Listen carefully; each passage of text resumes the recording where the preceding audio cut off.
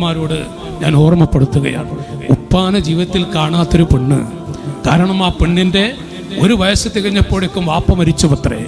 ഉമ്മ എന്നൊരു തണല് ആ പെണ്ണിനങ്ങനെ നോക്കി നോക്കി നോക്കി വർഷങ്ങളോളം 30 വയസ്സിലേറെ വളർത്തി. ഉമ്മാൻ്റെ ദുആ, എൻ്റെ മോൾക്കൊരു ജീവിതം കിട്ടിയിട്ട് മരിക്കണം. പക്ഷേ അള്ളാഹുവിൻ്റെ ഖലാ, ഉമ്മ മരിച്ചു. ഉമ്മ മരിച്ചപ്പോൾ ഈ ദീനുള്ള പെൺകുട്ടി പാടന്തറ മർക്കസിലേക്കൊരു കുറിപ്പ് കൊടുത്തു വിട്ടിട്ടുണ്ട്.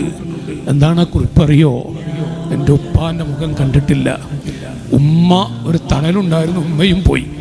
ഇനി ഞാൻ കുടുംബ വീട്ടിൽ ഒരു ചെറിയ പെൺകുട്ടിയല്ലല്ല, 30 വയസ്സ് കഴിഞ്ഞ പെണ്ണല്ലേ, കുടുംബ വീട്ടിൽ താമസിക്കണം. അപ്പോൾ ഒരു ഭാരമാകും. റസൂലുള്ള പൊരുത്തപ്പെടുന്ന വിധത്തിൽ മരിക്കാൻ എന്തെങ്കിലും വഴി.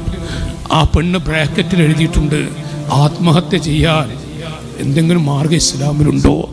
മോളെ അരുത്, അല്ല മോളെ കൊടുക്കൂല.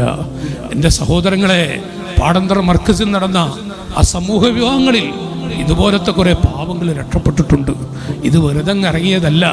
നിങ്ങളുടെ ഒരു സഹായം, അടുത്ത ഏപ്രിൽ 5-ാം തീയതി 850ഓളം പാവങ്ങളുടെ കല്യാണം നടക്കുമ്പോൾ നിങ്ങൾ വിഷമമില്ലാത്തതൊന്ന് വരുമോ? 1000ങ്ങളുടെ കണ്ണീര് കാണാം. ഈ പാവപ്പെട്ട ഉമ്മമാരുടെ കണ്ണീരൊന്ന് കാണുമോ?